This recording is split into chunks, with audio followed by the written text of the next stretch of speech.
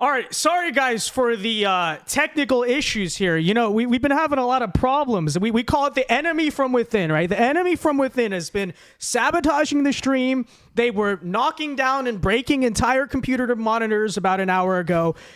You know, it's like, well, hopefully they don't do this at the ballot box tomorrow. I'm just saying. But then we started like 3 different streams, okay? You know, we don't have 30 employees like Tim Pool, but we have about 2. It's like me and Ryan. But, you know, it's good. This is why you do a rehearsal run before election night, right? Like that's really what the stream is for, guys. Like we're going to talk about a lot, but honestly, it's for us so we can like practice and know how to competently start a stream because apparently we're incapable of that. So thank you to everyone who tuned in. Okay, sorry we're about 20 minutes late here. You know, it's funny. The race would have been called at that rate by the time our stream previewing the election actually began. But we are live, guys. And tonight on the stream, I'm here with Ryan. We'll have a second guest tomorrow on election night. But I figured 24 hours away, everyone's nerves are high. We might as well kind of preview, tell you the things to watch, and I don't know, just come hang out and mainly practice how to run a competent stream because apparently I don't know how to do that. But anyways, Ryan, how are you feeling 24 hours before the election in the producer chair? What's the vibe? Feeling good. Feeling cautiously optimistic. You know, I'm really liking what I'm seeing out there. The polls are in our favor, and the early voting, which really matters way more than the polls, is really in our favor. Yeah. I mean, the numbers coming from early voting are absolutely amazing. It's incredible. Especially, I mean, you know, you expect it in states like Pennsylvania, we're making up ground way better than 2020. Georgia, Arizona, Nevada looks really good. But how about New Jersey, where we're actually ahead in the in-person early vote? And that is real. That is real. We are ahead by 9,000 votes in the in-person in New Jersey. I mean, which is just incredible. So what's your read there? As the person who is way better at this election stuff than me, is it actually a chance, or is it something of like a red mirage? I think it's a red mirage. I don't think there's much of a chance in New Jersey, but I do think we could get it down to, you know, maybe under 10%, cut those margins, make it look a lot better, and look towards that governor's race next year. Yeah. I don't know. We'll have to find out about that. But guys, all right, we got a lot to talk about tonight. Sorry again for the late start. All right, my head is absolutely spinning. Let's hope that the election workers tomorrow night are much more competent than we were in these past about 15 to 20 minutes or so. No guarantees of that. Yeah, I know. But guys, before I begin the stream fully, I do want to say if you're enjoying, be sure to leave a like. Feel free to super chat, okay? And I know we were like, I don't even think we deserve super chats, frankly, with the way we conducted the beginning of that stream. But you know, we're here. So, like, feel free to support, okay? I know I'll mainly talk about that more tomorrow. But, guys, the big stream, the one that actually matters, where we hopefully won't have a beginning like that, the main stream will begin tomorrow night, 6 p.m. Eastern time. I do want to announce that, so be sure to mark your calendars. I did actually have an original stream for that set up, and then I accidentally streamed to that stream, if that makes sense. So I had to delete it, but we will make a new one by midnight. We'll be live tomorrow night, guys. So be sure to tune in and join us then. But all right, with that said, ladies and gentlemen, let's just get right into this tonight. Donald Trump's keys to victory tomorrow. Ryan, what are you feeling on this front? Oh man, I mean, where to even begin? It's going to be big. I mean, you know, Trump gained in some really key margins in 2020 compared to 2016. It just overall wasn't good enough, unfortunately. You know, he gained in the black vote, but overall black turnout was just was just too much to recover from, unfortunately, for Donald Trump. And really what's interesting to me is, will the black turnout mimic Hillary Clinton or Joe Biden for this election? Right. Because I really don't know with Kamala Harris. I don't know how to read the black turnout on this race, and I think it's going to be a really key storyline this election. Absolutely. I'll tell you, for me, what it really is going to come down to. I think, number one, and we've been preaching this extensively, is, first of all, just turnout. I think nowadays, a lot of these elections come down significantly more to turnout than they actually do persuasion, right? It really is simply a battle of, can you turn out your base more than their base? How many people are going to the polls? And that's precisely why, guys, right here on this channel, we have been so adamant about this idea that you cannot get complacent. Everyone has to do their part. That's not just, nonsensical talk. Like, that is a very real understanding of how our elections actually work nowadays. We're a very polarized country. That's not to say that there are not undecided voters out there, which there absolutely are. But really, it's going to come down to, do the people that would have voted for Trump end up voting for Trump. And with that said, it transitioned us a lot and well, I think, to talk specifically about that gender gap, right? Yes. Because let's break it down quite simply. If men show up to the polls in the numbers we need and in the numbers we think they will, Donald Trump easily wins this election. He will sweep the battleground states. It's a done deal, right? But if men specifically, because with the trend we've seen so far in a lot of early voting, and Ryan will bring you some of the numbers here, is that overwhelmingly women are outvoting men by, in some cases, like 10 points. Am I correct? Yeah, in Georgia, really, I mean, we see the big gap in Georgia. I mean, 56% of women and 44% of men. That's a 12% gap right there. I mean, that is a big, big gap. Arizona, 52-46. North Carolina, 56-44. I mean, those are huge number gaps. I mean, we're not used to seeing that. Right. We are not used to seeing that. And, ultimately, here's the situation. So I'll tell you why I'm not super worried about it personally. Will the men show up to the polls? Is because when it comes to early voting, the trend we have seen, though, is every day that early voting went on, men closed the gap with women. And I will tell you a key characteristic of men that, again, I'm not trying to encourage the behavior. Okay, it's not good. You don't want to kind of have that anxiety on election night, but let's also be realistic about the situation, guys. Men are natural procrastinators. I'm absolutely right about this, right? We love to wait to the last minute to do anything. For instance, trying to start a stream. We might... But this is completely true, right? When you go and look at, for instance, like a mall on Christmas Eve, it's all men in there, right? That's filled with men. Right. And I'll give you guys even an example. Me personally, I voted on Friday. I early voted on Friday. How much have I personally preached early voting on this channel? I procrastinated to the second to last day of early voting. Why? Because I'm a guy, right? I show up there. It's probably about 60%, maybe 65% men in there. So that's going to be the key, right? So I'm not super worried necessarily that we're just not going to show up or we're too lazy to vote in general. I think we're just going to wait till the last minute. You are seeing some polling. I think the Trump internal poll says that men are going to outvote women by 16 on election day. Yep. Charlie Kirk put out today, I think their numbers are saying men are going to outvote by 8. So these are some of the margins you're seeing. And yes, if what you're seeing in the polls in terms of when do you plan to vote, is it election day? If men turn out way more than women at the last minute, as we usually tend to do, Donald Trump has this in the bag, right? We're doing very decently in early voting. Some places like Arizona, we already have a lead. North Carolina, I think we have a narrow lead still. Am I correct there? Yes. So narrowly down in Georgia. You look at Pennsylvania, for instance, up in the Rust Belt there. Democrats do have, I believe it's now like a 400,000 vote firewall, right? But that is, in 2020, it was 1 million. So again, if we get the numbers we are expecting on election day, that's Donald Trump's key to victory. That's it. That's all he has to do at this point. He doesn't have to drastically overperform or anything. We just need to get what we are expecting to get. We don't need to rely on any miracles. We just need to rely on people to do their part. Ryan, your thoughts? And we expected, I know, for example, in Georgia, you talked about the Democratic firewall that's been built. But at the end of the day, we expected to be down going in election day in a lot of this early voting. And some states were not. And it's looking way better than I could have even imagined, which is fantastic. But also, talk about the gender gap. Nevada is the smallest gender gap of the battleground states, 51-47. That's not a big gap. That is not a big gap, and early voting has looked great there for us. I was very hesitant on Trump's ability to win Nevada because the numbers always look good, it seems, coming before election day. That guy Ralston today put out, he thought Harris was going to win by 0.3, right? Yep. Yeah. And that's tight. That's tight. But I really do think Trump's this is his best chance, I think, to win Nevada. It's always a close state. And if it is as close as Ralston said, then we probably won't know it till about Saturday. But, it's just unbelievable the amount of ballots I think honestly, Nevada is a bonus, right? We do not really need Nevada to get to 270. No, but neither candidate needs Nevada.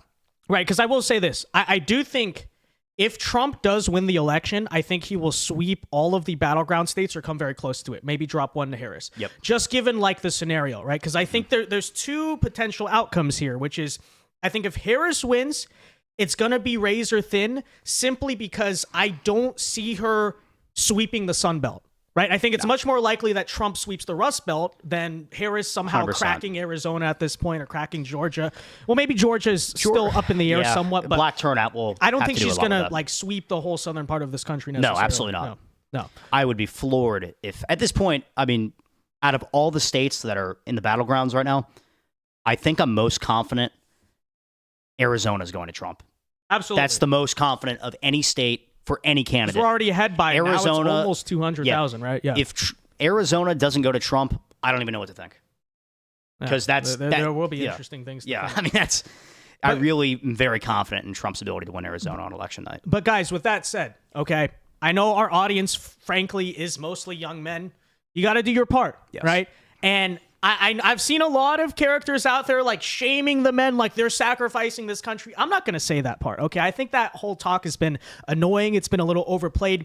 I believe men will come through, okay? But we are natural procrastinators, so this is like your friendly reminder, okay? I know you're going to do it. I know I believe in you. 7:59 p.m. at the they're going to show up. Don't do that, by the way. Just kind of making a caricature of the situation we may see. But yeah, I think that's really what it's going to come down to. Yeah, take the time to vote. It's, get in line. If you haven't already voted, if you voted early, awesome. And now bring your friends. Get your friends to the polls. Get your family to the polls. Drive people to the polls that haven't been yet. Right. Get people out to vote because it's really going to come down to, I mean, we saw in 2020 how razor thin those margins were. Yeah. And in 2016, even regardless of the shenanigans. It was even regardless of whatever BS you think may have happened, the margins were razor thin. So close. So let's get out and vote. And we're talking just hundreds, if not, maybe 1,000 votes may decide some of these states. I mean, it's just unbelievable. Right. So I guess with that said, okay, we did our little part where we're saying you need to make sure you go vote. What to watch for, I guess, now on election night. I'll tell you, this is kind of one of my biggest keys I'm looking for. And then, Ryan, you feel free to share yours. I'll say this.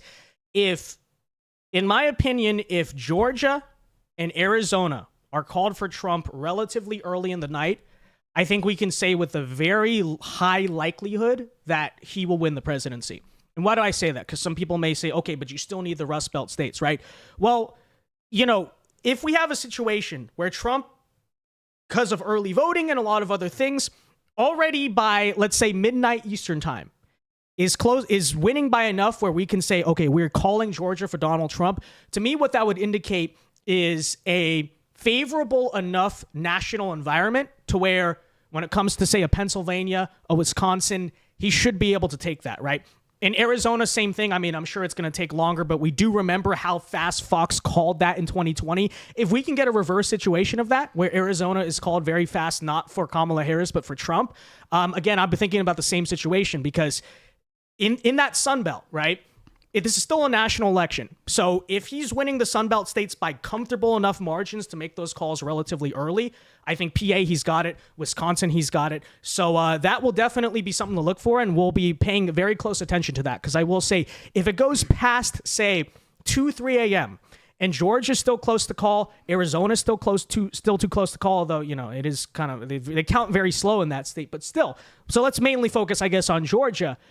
Then I'm not going to say Trump has no shot because there could be a couple other things that happen. Maybe he still does win Georgia. But to me, that's not the position we want to be in, right? We want to be able to call the race on election night. And despite the fact that there may be still some outstanding ballots and there's been some questions there, if we are winning by a comfortable enough margin, I think we will know the winner by very early the next morning. So that's what I'm watching. What are you watching? Yeah, let's really hope it doesn't come down to the West, because if it does come down to the Southwest, it is going to be a long, long week. Really, if it comes down to the Southwest, I don't think we're winning. Because that means if Arizona at this point is up in the air, like, she's going to win. Yeah. I 100% agree. I mean, if we're waiting on Nevada, we're in trouble because it's going to take a long time. We're going to know next month, and there's going to be... And if we're waiting on Arizona, we're in trouble as well because, it's going to mimic the rest of the country. But also, Arizona's the state right now that's looking the best for us. We need a fast call there. Yep. And I would also just add Georgia just because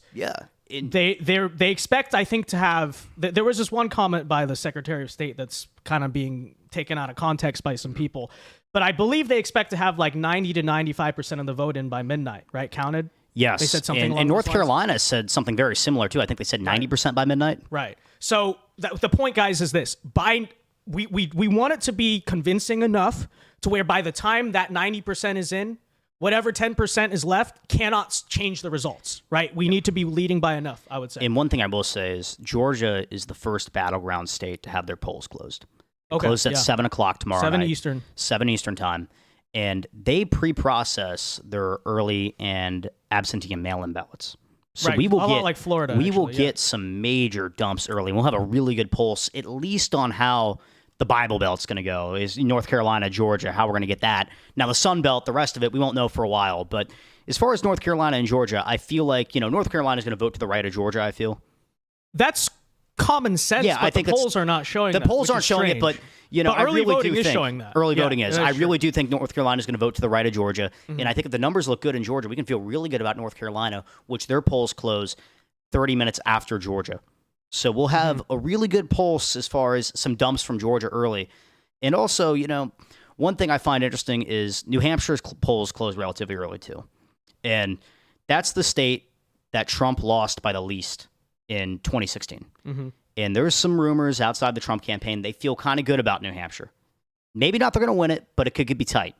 Right. And I really do think that let's see what those numbers come in from New Hampshire compared to Biden 2020 and compare them to Trump 2016, because that could really show us how the rest of the country may vote. Although I don't think New Hampshire is a great indicator for the rest of the country just because it's so strange. I don't. Like, they don't like incumbents. Historically, the country weird governors have an advantage in America, but in New Hampshire they don't. Like, yeah, I think it's just a strange state, if I were to tell you the truth. It's a strange state, but I do think if Trump's doing well in New Hampshire, I think there's a lot of odd voters in New Hampshire that kind of lurk around in weird counties in the country. Maybe, yeah. Counties like Door County in Wisconsin. Door County is the one county that has predicted, at least I think for the past 30 or 40 years, every presidential winner. It's the one county in America that's done it. They got a lot of weird voters there. Is it a white working class county? Is that what we're looking at? Okay. Yeah. It's a Wisconsin county that, they're not the biggest county out there, but, they voted for Obama twice. They voted for Bush twice. They voted for Clinton twice. They voted for Trump once. All over the place. Very interesting. Yeah, so that's very interesting. Our it's one to watch tomorrow. It's really Door County's one to watch tomorrow. We're going to be locked into that. Yeah, they have predicted the election every single time. Right. So it should be really interesting to see where they fall. And I guess on that greater front, in the state of Wisconsin in general, I'm actually feeling pretty good. And I feel good. The reason is the demography there.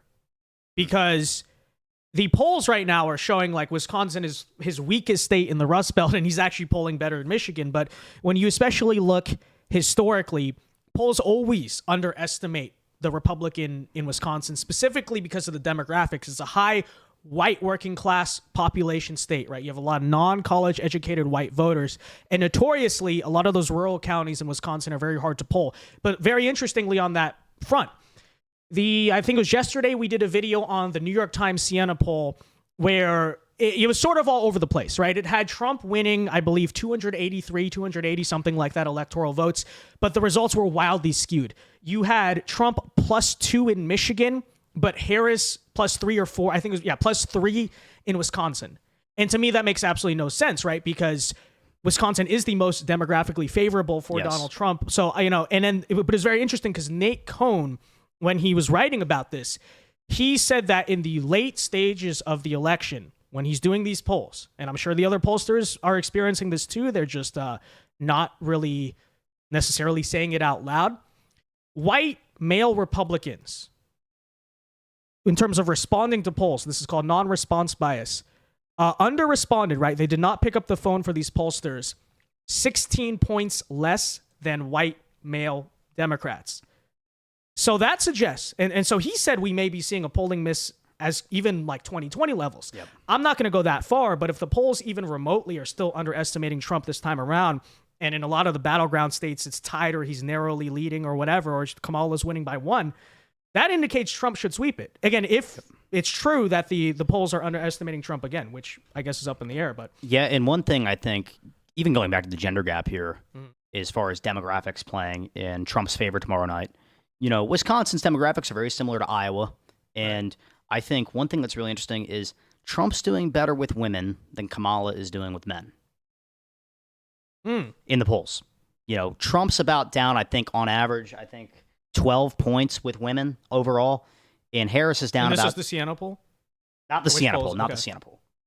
I think this was MSNBC, actually, or NBC. Okay, NBC. Trump is down 12 points with women. Harris is down 17 points with men. Wow. Interesting. Yeah. So if if that's going to play an indication of anything, I know women are coming out in bigger numbers right now, but if that's going to play an indication of anything, especially in the Rust Belt, Trump should be in good shape. Right. We should be in really good shape. Right. And very interestingly enough, okay, at this point to me, I don't necessarily find the polls, honestly, to be super relevant. Yeah.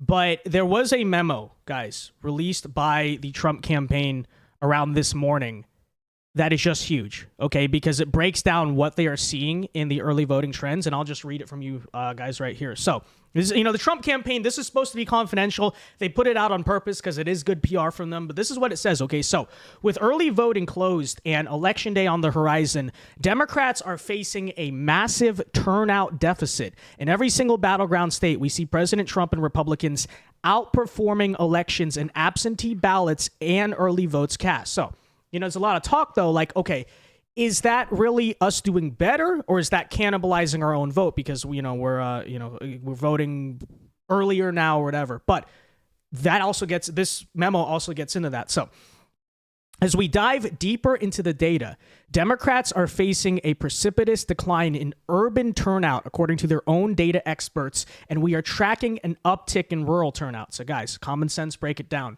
When a Republican... if you're talking about an election for a Republican, rural turnout is up, urban turnout is down. What does that mean? You know what it means. Obama's former campaign manager, Jim Messina, said on MSNBC that, quote, "The early vote numbers are a little scary. What Mr. Messina is downplaying is that they are a lot scarier for Democrats." According to NBC News, President Donald Trump has a 16-point lead among voters who plan to cast their ballot on Election Day. And if that is remotely close to true, Donald Trump will sweep all the battleground states and win this election, right? Yeah, if those numbers, if all that's saying, what we're saying is true, it's going to be a landslide, an absolute landslide. At least in terms of sweeping the battleground states. At least sweeping the battlegrounds. Maybe more, though. Maybe more. Right? Some of the early voting numbers you're seeing is fantastic in states that you don't even think are even possibly in play. But Right. But anyways, we go on to say Obama's chief campaign strategist and CNN political commentator David Axelrod told CNN that there are no guarantees that voters will turn out on Election Day for Vice President Harris. So that's the thing. Both campaigns right now, they're sort of banking on a certain number of Election Day turnout because neither of them really feel like they have what they need quite yet, although in Arizona, maybe that's already true, right? But think about this logically for a second. If you are a Democrat hoping that you win the Election Day vote, and we know how that historically has trended in the past few cycles, especially with the early voting stuff, that's not a position you want to be in, But anyways, going on here, Democrats are spinning themselves and reporters by claiming that their voters will turn out on Election Day when no polls show otherwise. And, what you're banking on here is low propensity Democrat voters who have not embraced voting by mail, not embraced early in-person voting, somehow are going to show up and vote in person on Election Day. So you're talking about demographics like black men, maybe, young women, etc. The low propensity demographics where some data that Charlie Kirk put out today is showing that in terms of the Republicans, there's still a lot of high propensity people on our side, aka MAGA people who still are all big on this vote on Election Day thing, and they fully plan to do it. But on the Democrat side, you're not seeing that. Yeah, no. And when we talk about higher rural turnout, there's one county that really comes to mind in a really key state, and it's going to be Brown County in Wisconsin. Brown County, Wisconsin's Green Bay. And Trump won it by a pretty good margin against Clinton. And Biden go Packers. Go Packers. And Biden really cut into those margins in 2020, really due to the third party not being really much of a factor in 2020. But Harris really can't afford to get blown out there. She can't. It's a town of about 260,000 people. And Trump's got a really good opportunity to, if he can run up the numbers there, Wisconsin may be gone for Harris. Because that really shifted the odds in the leverage in Biden's favor in 2020. And I really think that Trump's got a really good opportunity to run up the numbers in Brown County with those rural numbers we're seeing and really just put Wisconsin out of the picture. Yeah. And here are the numbers that this memo itself is revealing. So in Arizona, urban turnout is down 385,000 votes compared to this point in 2020. Female turnout, we've heard a lot about this. And Kamala's path to victory is very clear. If you can get enough women to turn out, outraged about abortion, Dobbs, Project 2025, etc., I mean, that's her path to the election, right? It's very simple. Everyone knows this. Female turnout is down 170,000 votes. Rural turnout in Arizona, up 14,000 votes. Okay, so you may be thinking that's one state. In Georgia, urban is down 153K from 2020. Female turnout is down 46,000 votes. So yes, while it's true that more women overall, in terms like compared to men, have voted, their early turnout, and we would suggest that women probably would plan to vote early more so than men because they're just more organized and on top of things than us. Female turnout is down in every swing state compared to 2020. Some places not necessarily by a lot, but it is worth noting. But this is big in Georgia. Again, urban turnout. So we're talking Fulton County, etc. A lot of, decreased black enthusiasm for Kamala Harris than you saw for Joe Biden or even Hillary Clinton. Again, down 153K. Rural turnout in Georgia is up 171,000 votes compared to this point in 2020. That is big. Michigan, similar story. Urban is down 321,000. Females are down 204,000. Rural is up 55,000. This is all compared to 2020. Early voting data. We're not talking about polls. Forget the polls, okay? Early voting data. And the story just goes on. North Carolina, similar trend you're seeing. Pennsylvania, I'm sure you guys are curious about that. Rural turnout is pretty similar to what it was in 2020, but urban turnout down 381,000 votes compared to this point in 2020. So you're thinking about Philadelphia, maybe Pittsburgh, places like that. 380,000 down. Female turnout compared to this point in 2020 is down 450,000 votes. And this memo lays out similar numbers in Nevada, similar numbers in Wisconsin.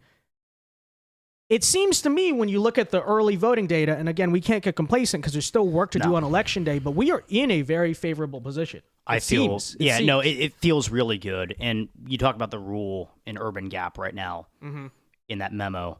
And like you said, you think of Philly, you think of Pittsburgh, Milwaukee. Yeah. And really, I mean, the state you have to have if Trump wants to win is Georgia. You cannot lose Georgia. Lose Georgia. Atlanta's huge. Or Arizona. Yeah. Or Arizona. But as far as urban goes, I think Atlanta, I think of Cobb County, Gwinnett County, those suburb areas. If urban turnout's down, that means black turnout's down in Georgia. And that means that's a Trump victory. In at least Georgia, you should mimic North Carolina and hopefully the rest of the states. Yeah, I mean, and I know this is anecdotal, like the sample size is not great. Yeah. But me and James Klug, which you guys should go watch on YouTube, we actually recently did, like 2 weeks ago, we did a street video in Atlanta asking people how they were going to vote, and it's kind of getting into the street debates. You guys know that type of right-wing content. But a very interesting trend we found, because I keep hearing in the polls about how black men are not enthused for Kamala Harris. A lot of black men, especially young black men, are actually flipping for Trump. You go interview on the streets, and a trend I notice is every single young black man we talked to was and by young, I mean under 40. I'm not talking about like 18-year-olds, under 40 in general. Literally every single one, except like one group of guys in that video, were not only Trump supporters, but they laid out like very detailed, articulate cases for why. And also like some of them indicated like, I'm going to vote Saturday. Like they had a plan to vote. So I'm not saying like expect any crazy margins for Trump in Fulton County, but we did get that perception that the black enthusiasm for Kamala, it was not what it probably was in 2020 for Biden or Obama, especially. Yeah. I mean, and I look at, Cobb County, which went for 12 more points in 2020 for the Democrats than it did in 2016. Huge jump, Atlanta suburb. I mean, that's a really, really massive part of why the Democrats won Georgia. I don't think that's happening this time. I think we're going to see 2016 numbers where maybe they edge it by a couple points. We're not going to see a 14-point gap in Cobb County again. I really don't, especially with the turnout numbers we're seeing. I think also that kind of highlights a trend I believe you're going to see in this election, which is Trump's best demographic will not be senior citizens. It will not be baby boomers. I actually think it will be middle-aged Gen X and older millennial people. And I don't know if you've noticed this, like you've ever really looked at the crowd at Trump rallies, but have you noticed, especially over the past 4 years, it seems like it's gotten younger? Yes. Because it used to be a very baby boomer movement. Now it's transitioned a little bit to Gen X. And the kind of running theory I have on this is And you're actually seeing some polls too, like, Kamala is more popular with senior citizens than historical Democrats are. What it is that I think middle-aged people, you're talking about people who are in the middle of raising kids, sort of like the midway point in their career, etc. They are most likely to be the pragmatic voters, if that makes sense. Like they're the most likely to think realistically, how can I pay the bills? I got to feed my kids, etc. So they're the most likely to care about, I think, economy, number one. Maybe immigration and crime as well, because they just sort of tapped in. But I think when you think about what the Kamala campaign is based on, these vague abstract ideas of like democracy and women's rights and all of that, frankly, middle-aged people who are busy working and, in the middle of raising their kids, do not have the time in life to be thinking about those things. They're the most practical, realistic voters. Like, okay, who's better for my paycheck? I think senior citizens, the retirees, part of their problem, and the reason some of them are drifting in the Kamala direction is like, number one, they watch the most cable news. That's number one. That's the problem. That's a big problem. Huge. But also number two, when you're older and the kids are out of the house, whatever, you don't have to worry about working. You have, I guess, the time to think idealistically, if that makes sense. So they're more likely to care about this democracy or January 6th issue, I think, than middle-aged people. And for young women especially, abortion's a big one. But really quickly, I'll get your thoughts in a second. But first, I want to read this super chat. Republican Thinker for $10 says, Trump will win if you go out and vote. And this thing is glitching right here, so I'm trying to read it. Like I said, the enemy from within, sabotaging us all night. I can't even read his super chat. It's blocking the screen. The deep state. It's trying to get me to report his super chat. Like I can't even click. This is okay. There we go. I think it's in the U.S. and Canada's interest to have Trump reelected. Excited to see how this election plays out. Been here since 2016. Thank you for the 10 Canadian Republican Thinker. And again, guys, if you got thoughts on anything we're talking about tonight, I mean, this is mostly going to be like a discussion-based stream. Obviously, tomorrow we'll give you a lot more live results and coverage and all that. Feel free to super chat. Best way to support the content. And again, 6 p.m. Eastern time tomorrow night, we will be live. But anyways, Ryan, your thoughts on the middle-aged thing and what I just said? Yeah, no, middle-aged people are focused on the next 20 to 30 years of their life. Right. You see some of these senior citizens going into the Kamala camp now, and it's because they're not thinking long-term. They're thinking the next 10 years. They're thinking, like you said, they have time to think about January 6th, and they watch a lot of cable news. They still trust the New York Times. Right. They're still reading that paper I think for as them, a valuable source. Trump is threatening to them just because, like, he doesn't play into the civility, I guess, of historical politics. Like, it's just cringe. It's lame, Yeah. The baby boomer generation, like, we love our baby boomers who support Trump, but it's okay. It's just true, okay? When you look socioeconomically at what they did to this country, the way I see it, all the baby boomers out there voting for Kamala, okay, and you know what? We're way close to the election right now where I can shame some voters. I don't even care. That's like their last middle finger to this country. I'm just saying, like they've done a lot to wreck this country. And then you're going to give one last F you to your children and grandchildren by voting for Kamala. Go screw yourself. Just saying.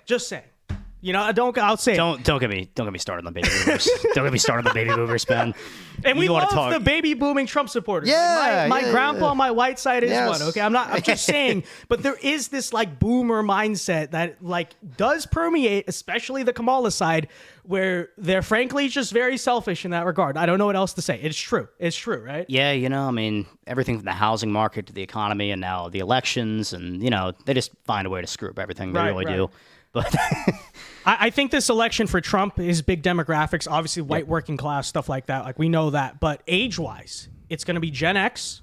It's going to be the older millennials, right? Because I think I'm already seeing this trend even in my personal life. Like as millennials get older, they're becoming more centrist, even right-wing. And it's going to be young men, right? I actually would not be surprised if, baby bold prediction here, if the young male vote, say, 18 to 24 is very close, if not even, I don't know, straight up tied. Who knows, right? The 18 to 29 vote in 2020, I think Trump got about 36% of it. It's going to be way more. I think we're going to see 42. Because I also, like, we're on the younger, like, we were both, actually, I don't know if you were 18 yet, but we were both, like, barely turning 18 around the 2020 election. Yeah, I was able to vote by, like, a month in the last election. Yeah, so I was not able to vote yet. So I think the younger tail of Gen Z, which is what you're kind of seeing right now on the college campuses, those big, like students for Trump events and stuff. That's all of us, most of us, I should say, we're not 18 years old in 2020, much less tapped into politics. So you're seeing like a new surge of young men. And guys, we are important as well. Okay, we're going to be very important to this victory. So, young men out there especially, you got to go vote. 100%, and that's the future votes too. I mean, it really is. You got to get involved early, get excited about it, let's get out and vote. I mean, 36%, that's not happening this time. Right. I really think we're going to break 40, maybe even get to the mid-40s, which would be incredible, and that would be great signs for Trump on election night. And look, guys, historically, this is true. I mean, young men are the agents of change in history. Okay, I know I'm getting a little bit on the soapbox about this, but it is, like, honestly the truth. And there's a reason the system fears that so much. There's a reason the system demonizes us so much as well, right? I mean, you hear the things they say. Incel, you're bigoted. I heard that Francesca girl from TYT just today. She was on a Piers Morgan panel saying that we were D-bags. All this rhetoric you hear. There's a reason for that. There's absolutely a reason for that. Yeah, definitely. You hit it on the agents of change thing, and I really do think we're going to see that gap close, and I think it's going to be a huge storyline in this election as far as the youth coming out for Trump. So you're seeing it every time. You really are. You're seeing his numbers grow in that category. You're seeing it on college campuses. You're seeing it amongst young people, and I really think they're going to be motivated and mobilized to vote. And guys, look, all the young men out there that are a little more low propensity, okay? It's not just that, like, you like Trump, you think he's funny, you like the memes. Very real things are on the line right now with your future, okay? Because Kamala Harris has embraced who as, like, her best her political BFF now is Liz Cheney, okay? It is Liz and Dick Cheney. Is that family who started the Iraq War. You know everything about them, okay? They see you as nothing more than, like, cannon fodder for World War III. That's it, So it is a very real issue. I think all draft age men, especially, you don't want to go die for this stuff, especially considering it's all nonsense. It's like the endless wars. We know all about this. So really want to go shed some blood for Ukraine? I mean, like, come on. So remember, it is personal to us. It's not an abstract thing, or we're not going to just vote for Trump because we think it's funny. No, it's very real and personal to our lives, which is funny because they always say women's lives are at threat, or they're at stake here. You know what? Young men's lives are at stake too. Okay. Yep. Because if World War III starts, if China invades Taiwan, a lot of things can happen. Kamala just starts a war because she feels like it. A lot of things can happen in that regard. Yeah, you see Kamala and Tim Walz cozying up to Cheney, Dick Cheney and Liz Cheney. Mm-hmm. And I mean, man, those are the same people that both sides have been calling war criminals for the past rightly 10 so. years. Yeah, rightfully so. Rightfully so. I mean, the idea that anyone would cozy up to the Cheneys right now, especially because I feel like it's unanimous that nobody likes them. Yeah. Nobody likes them. No, it's so interesting. Kind of off topic here. But a lot of you guys know my background. Like, I was raised in Southern California. And growing up, I kind of subscribed to that maybe like 1980s, 1990s California mindset. And one thing I remember about basically all of us growing up is we were all opposed to the Iraq War. Like, my dad was a lifelong Republican. He voted for George Bush in 2000, but, kind of, I guess, that like SoCal mentality. When Bush invaded Iraq, he grew completely disaffected with politics, never voted again, never cared until Trump kind of came back into the system. But it's funny because I look back at that pre-Trump GOP, especially of the, early 2000s, I really asked myself what I actually shared in common with that party. And honestly, if I were like 21 years old back then, it's very likely that at the very least I'd be non-political, maybe libertarian, maybe even a Democrat, honestly. Yep. Because I cannot believe that is the same party, and it's honestly not, because where's Dick Cheney now? In the Kamala Harris camp. Where is George Bush? Probably secretly. I mean, he's probably quiet, but who do you think he's really going to vote for? We all know where he's going. We all know where he's going. So, yeah, I mean, it really is unbelievable that if you go back to the 2000-2004 election, how much this party has changed. Right. And the main faces of the party, what they believe in. Just night and day. Right. Night and day, especially when it comes to foreign policy. It is really unbelievable. And it's crazy to think that, if I had grown up in that generation, that type of foreign policy may have turned me so far off that I'm not voting, or I'm libertarian, or maybe I even voted Democrat a couple times. Right. And look, I'm not saying that I look at the 2000s Democrat Party in hindsight and say I would have voted for Al Gore, for instance, but it's kind of about an upbringing thing. Yeah. Right. It's like a big part of the reason why I kind of came around to Trump in high school as like a Californian was a lot of those, I guess you could say, old school California hippie tendencies I saw in Donald Trump. And there's an added element of toughness to it that I think makes the foreign policy sort of the best of both worlds. But I remember that was something that was very important to me. And it was something I when I was very young, like back in middle school, I did not like about Hillary Clinton. A big reason I refused to support her back then. And that's kind of what pushed me eventually into Trump's arms, like circa 2017, 2018. So absolutely. Anyways, that's kind of off topic. With that said, anything else with the election? You want to talk about that Seltzer Iowa poll? That's just garbage they put out. Actually, really quickly, before we do that, I know we got a super chat. Let me get to that really quickly here. XX Cherry, MX Brown, I think Enjoyer, what a name, says 20 years old, first-time voter in active duty. Well, thank you for your service, sir. Thank you for your service. Stationed in Lejeune. Voted on leave. Fingers crossed we see something awesome. Have a blessed one. Yeah, you too, man. And I hope for all of the sake of people our age, I'm 21 years old, that she does not win, because it's going to be bad. Yep. Yeah, 100%. Okay, Seltzer Iowa poll. You want to take this? Yeah, I mean, they put out that 3 points, right?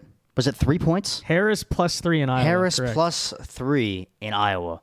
And I mean, if anyone's been following this election, or even honestly politics in the past 8 years, I mean, Donald Trump carried Iowa by large margins both times. Really quickly, number on that front. Okay. Since 2020. Okay. Or 2000. Yeah, since 2020, Iowa Republicans have out-registered Democrats 4-1. But somehow Kamala Harris is winning Iowa by 3. Yeah, that's BS. I mean, it's just such BS, man. Like, You're seeing Trump won it by big margins in 2016, won it by big margins in 2020. There is no reason to believe that Trump could even remotely lose Iowa on election night. Mm-hmm. It will probably be called relatively early, even though their polls close kind of late. I mean, why? Right. And that's an outlier poll. I mean, it has to be an outlier poll because you're seeing polls that share similar demographics, like Wisconsin. Mm-hmm. Some polls Trump's up in Wisconsin, some he's narrowly down. There is no reason to believe that with almost similar demographics that a poll should be like that. It's awful. And, maybe they're calculating into a fact that I believe it may be abortion on the ballots in Iowa. I forget. But, I mean, if that is the case, I mean, even then, it's not drawing turnout that much. Right, but in 2022, every statewide Republican still won in Iowa, and that was the immediate post-Dobbs election where a lot of Republicans got rocked. So it really seems statistically impossible. And in 2022, doesn't even make any sense. Didn't you have Chuck Grassley on the ballot in 2022? I believe so. Who's I mean, if you're ever to have a youth turnout to get somebody out, you think it'd be Chuck Grassley. The dude's 90 years old. Right. You think if there was ever a turnout to push somebody out for the Democrats, it'd be Chuck Grassley. But look, I mean, I'm not here to comment on whether that Seltzer woman, what her motives were. Did she purposely screw with the poll? Was it just really badly conducted? I don't know. But you do see the Democrats running around in circles celebrating it. Oh, yeah. I mean, we're winning with 3 in Iowa. I saw MSNBC. I mean, saw they were Jake Uyghur. Yeah. I mean, MSNBC was throwing a party about it this morning. I mean, it was unbelievable. I turned it on, and they just couldn't stop talking about it. They were grinning ear to ear. But, I say let them believe it, okay? Oh, yeah. It's too late now. Let's see another Rachel Maddow election night meltdown. I was saying, if the Kamala campaign really believes this, then they should be, spending money. They should be spending time in Iowa. They don't really believe it. Yeah, and if they actually were thinking they were in the race in Iowa, you'd think in the last week of the election they would have spent some time there. And especially, it's interesting to see where these candidates are going in the final days of the election, especially today, the last day of full campaigning. Harris spent her entire day in Pennsylvania. Mm-hmm. Her entire day in Pennsylvania. I think they sent Obama there too, right? Yeah, I mean, they are just going all out in Pennsylvania, where Trump kind of diversified a little bit. He was in North Carolina too, but he spent a lot of time in Pennsylvania as well. But you think they would have, if they really thought Iowa was within reach, they'd be spending some time there. No, but you know what? I don't know if that woman did it on purpose or not. But the reason they're running with this is because they're trying to inspire, I guess, some enthusiasm on the Democrat side. Mm-hmm. That's really what it's about. Because they look at the early voting, and again, I'm not saying that's what she was doing with the poll because I don't know. It could have just been really badly conducted. I want to be fair on that. But that is absolutely why the media is running with it so much, okay? There's a lot of and also hopefully demoralize the conservative side because that Harris +3 in Iowa, if that is true, if that really happens, Harris wins the election in a landslide, you know? If you see Iowa +3 Harris, you may even see blue Texas. Who knows? It'll be very close to that, right? So that's like terrible, obviously. Yeah. But again, not happening, but what's the point? It's to hopefully maybe suppress some votes on the conservative side, demoralize, astroturf the idea that Harris has the momentum going into Election Day. There is some power in that in terms of turnout, enthusiasm, 100%. Whatever. People like to vote for the winner. But that's why you just can't believe it. And also, I mean, maybe that poll wasn't put out to mobilize Harris voters to vote for Harris, but it was to mobilize maybe some congressional races, some things that may hold the balance of power that I know has been put on the back burner because everybody's talking about the presidential race, but the balance of power is going to have a huge part to see how effective a Trump or Harris presidency would be for that party. Yeah, and like, look, I would love to do a wager on like if she actually wins Iowa, but the problem is I saw what happened to Nolfan 321 this year in college football, and also that guy from Kansas State. But he actually followed up on it. Unbelievable.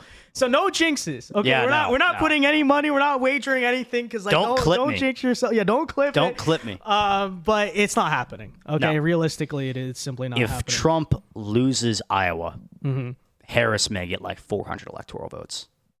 Yeah. Like that's literally, and that's not happening. It's not happening. It's not even coming close. Trump's going to win. By the way, the sample, if you're curious, of that Iowa poll. So in 2020, it was R+8, right? That was the final margin. Her sample was D+3. 3 points more Democrats in the Iowa electorate than Republicans. Again, we just showed you that we read you the number. Since 2020, Republicans have outregistered Democrats in Iowa by 4-1. But somehow the electorate, according to this gold standard poll that's never been wrong, even though it has been wrong, it just hasn't been wrong since like 2008. So it has been wrong before. I'm going to point that out. It's not like it was never been wrong. That's like saying Alan Lichtman has never been wrong because every time he's wrong, he shifts the goalposts. No, like it has been wrong before. But whatever. Again, if you want to believe that, you can believe that. Yeah, and I mean, that's sad because that was a once respected poll. Yeah. It really was. I mean, because Iowa was, a battleground state a couple times, a legitimate battleground state a couple times. I know in 2020 it wasn't really, but that was a good poll. They had good margins there. They had a respectable poll they were pumping out, and they just ruined it right there. They just flushed it down. Well, I think you're seeing a lot of people who have been in this business a long time. They're gonna wager their credibility one last time on Kamala Harris and just call it a day. Yep. I don't know about this Seltzer woman, but she, I don't know. She probably like in her 50s Brian or something. Seltzer How long has she been around? I have no idea. Right? Yeah. But Alan Lichtman specifically, I mean, that's the guy with the 13 keys model. If you guys are curious, he's about to retire. He's about to retire from his whole professor gig. So he's just throwing it all out there. If he's wrong, he's just gonna run off into the sunset with his pension. Like I don't think these people really have a stake. I think they're just trying to like manipulate the final process. Yeah, and I actually saw Lichtman in an interview earlier this morning, and they were talking about, you've predicted what? 11 out of the last 12 elections correct or something like that. And he claimed, what did he say, it was 12 out of 12? He claimed it's 12 out of 12 because he said, I've never been wrong because Al Gore didn't lose the popular vote. But he's supposed to be predicting the Electoral College because that's, who's going for the presidency. But, he keeps changing the rules to his own game. Listen, in 2016, his prediction was that Trump was going to win the popular vote. And then Trump didn't win the popular vote. So he changed his model to say Electoral College instead, and then claimed that he accurately predicted 2016. Like, it's like, no, you don't. But these are the type of experts that have never been wrong. Keep in mind that they keep trotting out there. Gold standard poll because it's never been wrong. It has been. It just hasn't been wrong since like 2008 or so. Like it has gotten things wrong. Like this, it's just ridiculous. They love changing the rules to their own game. They really do. Right, but that's also because, like as Trump says himself, they know 2024 is the final battle. Right, Trump's the guy they really want to stop. They're really going to do everything. People will sacrifice their entire credibility, although like the Democrats will still listen to them. Let's be realistic, because what do they have to lose? Right? Absolutely, and I think a lot of people know that, especially pollsters and people inside the parties know that this election could change American politics forever. It really could. Absolutely. 4 more years of Trump or the next 4 years of Harris would be really, it would shape American politics forever. It really would. Yeah. And this has long been my take. Like, and this is why if Trump wins, we will literally be celebrating for 4 years. Don't think about it now. You know, we celebrate when it happens. But he could literally, and obviously there's a lot of important things we need to get fixed. True. But Donald Trump could do nothing as president, and it would still be one of the most inspirational stories in the history of American politics, right? Because simply him coming back in 2024 and winning kind of sends a long-term message to the patriots of this country. It can be done, right? The system can be beat. You know, like I said, there's a lot of things he needs to do as president, but even if he did none of them, that would still be a moment I tell my kids about, just because it's like, look, he's not going to fix all of America's problems in 4 years. Let's be real. But that long-term inspiration, like, remember what Trump did. Remember what he showed was possible. I think the American right, the past several decades, basically since the Reagan presidency, has sort of been kicked around, beaten down, demoralized.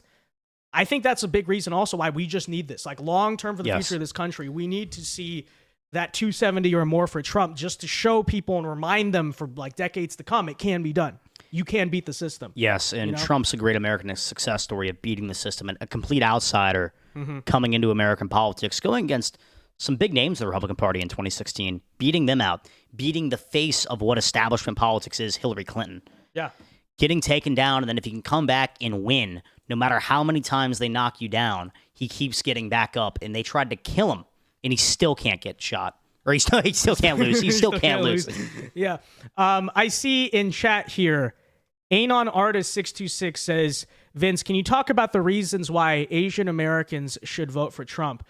I you know what? I could try to say it myself, but I think that this woman I saw today actually explains it better. So let's tune into this really quickly. Actually, I'll just play it here from the partial screen. Okay. Take a look, guys. Trump or Harris? Trump, 100%. Why? Trump, because his policy is just so good for us. We don't want communists. We live in a communist country. We know exactly what they're doing. Harris and Team Tampon, not for us. God bless this one. I always detect the Vietnamese accent when I hear it. It's true. Tim Tampon, not for us. That just remember that. Just remember, Anon, I believe you said, not for us. Yes. For us. Yeah. Love it. Absolutely love it. So, all right, getting into this more, I guess lastly on the stream, we'll kind of just go state by state and talk about, you brought up earlier before we started the stream how down ballot issues could affect what we see in the race. Tell me more about that. 100%. On a couple battleground states, we have big issues on the ballot. Abortion is the big one. That's the main driver. We saw how big of a factor that was in 2022 in the midterms. And now I think also, weed could be an issue. I think that boosts turnout for Democrats, but not in the numbers I think maybe it would have 6 years ago. Or 8 years ago. Or 8 years ago. So, 8 years ago. Because there are, a lot of Republicans out there that are kind of split on the issue too now. But abortion's the big one. You have abortion on the ballot in North Carolina. You have the abortion on the ballot. Talk about Senate races, balance of power. Montana, John Tester trying to take him out. That's on the ballot in Montana.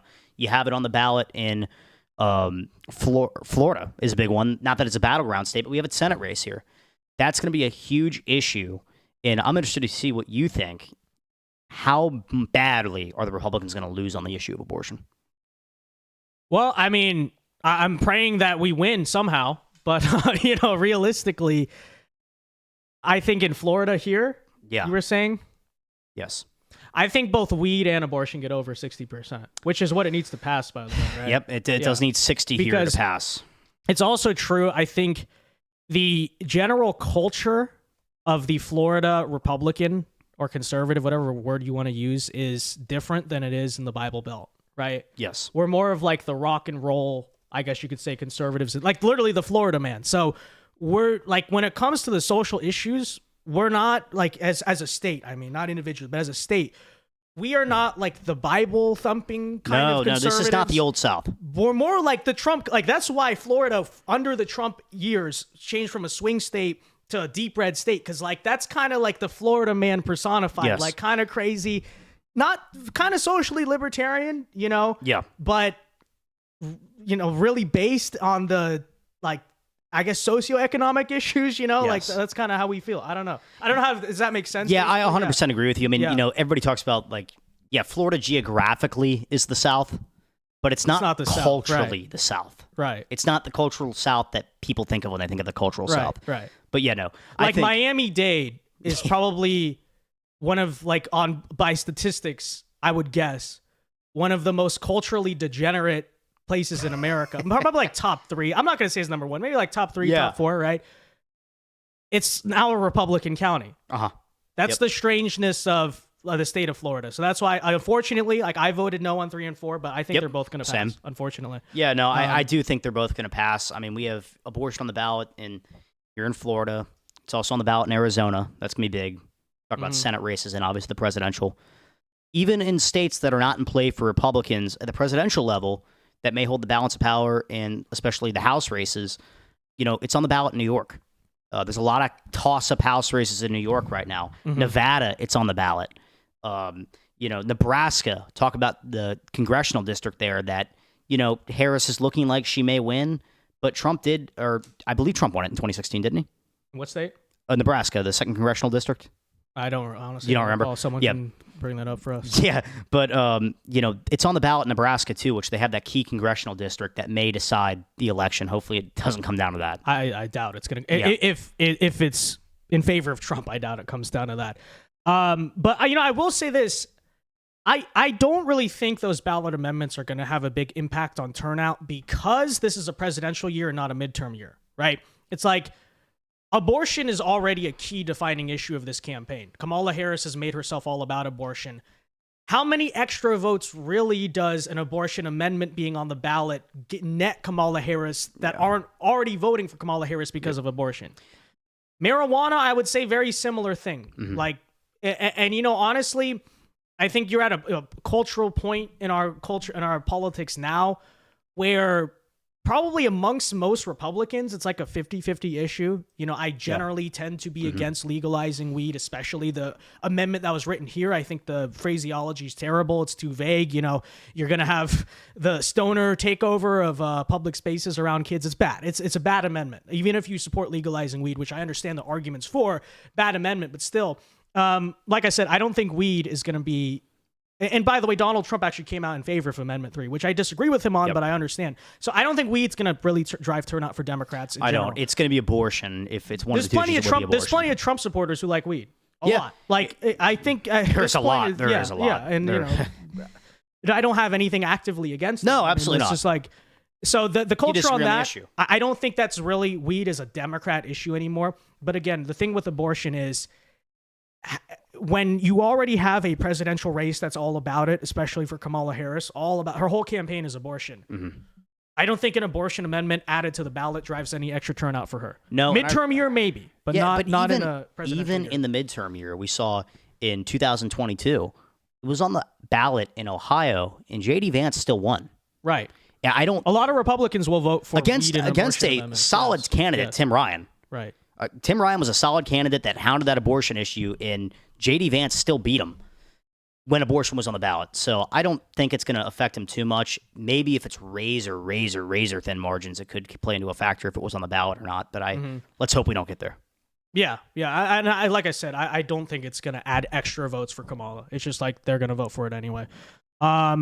Is that it with the down ballot issues, though? I'm not sure if there's any that favor Republicans actively. I know we have a homestead tax reform and teacher and salary and things like that. that- Very that small stuff like that issues that, doesn't, who really knows change how those are much. going to go. They're not even polling that stuff. Interesting question I have, though, is how much in for instance, in North Carolina, there's a lot of talk about Mark Robinson and that situation is just a disaster. It's sad because I actually like the guy. I really thought he had a chance for long time, like 2 years ago. He was very good as lieutenant governor. Whatever, it is what it is. He's not going to win, unfortunately. I think his political career may be over too. A lot of yeah. I mean, I don't know. He'll have to figure a lot of things out. But do you think it's possible that he drags down Trump? I don't think so. But it is, you scandalizing Republicans. What are your thoughts on that? Yeah, I really hope it's not the case. I think he could drag him down a little. It could Not be an enough. explanation why the polls in North Carolina are 100%, because the way. not what you'd expect. Also, yeah. a lot. Interesting thing to look at a lot of these polls is in what order are the questions asked? Are they asking the lieutenant or the governor question first? Or are they asking the Trump-Harris question first? I think president's always at the top, right? Usually, but sometimes depending on that has a huge. Sometimes they ask it last. Okay. Any Sometimes- North Carolina voters, what is If the you've been presidential? polled, but you can look Yeah. at the way they go into it, and also, do they ask, are you favorable with Trump or Harris more? Things like that. But how are they asking the question on that poll? Is it the governor race first, or is it the presidential race first? Can also play a huge factor into voter psychology, which is a big thing in the polls in the way the questions are asked and the order the questions are asked. I think Republicans are getting massively underestimated in North Carolina. I don't think it's as close as it is. Yeah. I really don't. I mean, especially a lot of the Appalachia part of the state. I don't even know how you sample that. No, I'm can't. not sure of You the can't. history there, but it does not seem very You easy to can't sample it. You can try to make up for what you think is there. Like, who do you call? Do they have a landline Yeah, out there? I know. I don't think they have that. And I'll tell you what, if they do and they say, hey, Is someone living in their compound in the woods going to be answering random phone numbers? Like, you're probably talking about, not in a bad way, but a No. relatively paranoid guy who, like, lives off the grid, et cetera. Like, that's a lot of the Appalachian. They're going to be picking up a poll? Doubt it. yeah, no, if they even pick up the unknown number, the odds are when you say, oh, I'm from Reuters and I wonder who you're voting for in the presidential election, there's no way in hell did they're you get answering my that phone question. number? Yeah, Yeah. there's no way in hell they're answering that question. Right. It's like the Amish in Pennsylvania. I don't know how you Yeah. pull that either. Yeah, you But, don't pull it. No, you don't. Maybe You you got to go and you got to go on the horse carriage to go and pull them. On the flip side, I mean, let's talk about some of these Senate races, Mm-hmm. right? Which candidates do you see a likely path, maybe the underdog candidates that Trump could pull across the finish line? I think Carrie Lake is one. We're seeing And how good strong numbers do you think the chances are there? of Carrie Lake actually Yeah. winning? Yeah. Because she was dead, just for context, guys, she was dead on arrival for several months. Yeah, But because Arizona has shifted, it seems like it's going to go so favorably to Trump. Now people are saying it might be a chance. She's still pretty down in the polls, but Yeah, just I mean, context they there. had her dead to rights this summer. I mean, it looked like it was the race was over, and now there's some life there. Mm-hmm. I don't know if she's going to win or not. I think the Ohio race is definitely one to watch of Trump. Yeah, Trump's going to win Ohio by a wide margin. Right. I think Sherrod Brown's a tough candidate to beat. He's been there a long time. He tends to be somewhat popular in Ohio. He's gotten reelected a few times now. I think Trump can help pull across the Republican candidate for the finish line. What is it, Moreno? Right? Yeah, Bernie Moreno. Yeah. Bernie Moreno. Yeah, I think Moreno can definitely get pulled across the finish line by Trump and help him win by 1% or 2%, hopefully, because that's going to be a key race in the balance of power. Arizona is definitely one to watch. And depending on how the margins go in the Pennsylvania race, that's something, David McCormick is another guy that a lot of people kind of had his obituary written over the summer. It didn't really look Figuratively speaking. But Yeah. politically speaking. politically speaking. Yes. Yeah. But he now is he's really tight. The numbers are looking good. The numbers in Pennsylvania are looking good. I think McCormick may win. You think so? I'm Yeah, not that's going to predict a win, but he has a really good opportunity. I'm in on Eric Hovde in Wisconsin. I think he's got it. You think win? Yes. So that's if there is a long shot, it's Wisconsin. I'm going to say I don't even think it's that long of a shot at this Really? point. I don't think so. So you think he knocks off Tammy Baldwin? And I'll tell you, because like we've been talking about, right? Mm-hmm. Wisconsin polls underestimate Republicans by a Yes. lot. A lot of the recent polls, he's up one, or it's basically tied. So he's actually outrunning Trump in some of the polls. He is. Who knows some if of the that's polls, how it goes? in some of the polls, he is outrunning him. I know in the RCP average, he's still technically down by 1%. Right. But so is Trump in Wisconsin. He's down by 0.4% right now in the RCP average. But that's been a ping pong match right now. But Wisconsin's got a real shot. Tammy Baldwin's a tough out, though. She is. She's got name recognition. As I've been saying, she is Wisconsin is the most demographically favorable Rust Belt state for Trump, number one. Number two is, in comparison to say a Bob Casey, right? That's the Pennsylvania guy who I don't even really know anything about him, to tell you the truth. Alyssa Slotkin, who was in Michigan, that's the Senate candidate for the Democrats, is just like a former congresswoman, no. Tammy Baldwin has a pretty partisan political reputation, especially in Wisconsin. And she's Yes. on tape. I'm sure it's running in campaign ads. My Wisconsinites can confirm about how, she was defending transgender surgery for minors and all this stuff. The partisanship, I think, of that race is probably a lot more than, say, a PA or a Michigan necessarily is. So if we're expecting that Trump's going to win, overdo the polls because of the demography of Wisconsin, and Tammy Baldwin is closer tied, I guess, to the incumbent Democrats than some of these lower name ID people. And Eric Hofty just has an amazing mustache. Point three, very important there. I think he has a genuine chance. I would say of the 3 Rust Belt states, he in the Senate races, he has the best shot. Okay. I'll say that. Yeah. All right. Yeah. I can ride with that. Just because of demography, main reason. Yeah. Besides the mustache. The demographics are big. Also, like you said, a big thing in politics, the longer you're in office, the more we can put out to run against you. Right. Because you're in politics long enough, you're going to come down on the wrong side of some issues, especially depending on the year. And Tammy Baldwin, there's a lot to throw at her. She's been in office for a while. She's been very partisan. She's a resistant Democrat. Big name. She's not like Bob Casey, who's relatively quiet. Quiet senator, stayed out of national politics. That's not Tammy Baldwin at all. Yeah, honestly. no, I mean, she's actually a real contender in the Democratic Party. She's a big name. She's a 2028 contender. Yeah, she's a big name in the Democratic Party. And I remember they were talking about her being the VP pick back in 2020. Yeah, no, yeah. So, this is not so on one This is hand, not you some could say quiet she has Democrat. more resources. Yeah. But if Trump sweeps the Rust Belt, She may I go don't down. see how she stays in office, honestly. She may stay in by the skin of her teeth. That maybe. may be it. It is a very close state. Yeah, it's very close. I mean, that presidential Wisconsin race, all the polls are showing just a straight 50-50 toss-up in like a 52-48, 49-51 for the Senate race. I mean, it's tight, too. It's about running neck and neck with the Pennsylvania Senate race with Dave McCormick and Bob Casey. So I think if you see one race go one way early, I think it's a good inclination of how the other race goes. The Rust Belt Senate races. I mean, they usually vote together. Although I think I like Mike Rogers in Michigan, but I do. I think he has a tougher uphill battle to climb. It's really hard for him. Yeah. And it seems to me he's a little under-resourced, too. Yeah, and he's just been consistently down more in all the polls and all the data that are coming out than McCormick and the Wisconsin candidate. I'm drawing a blank.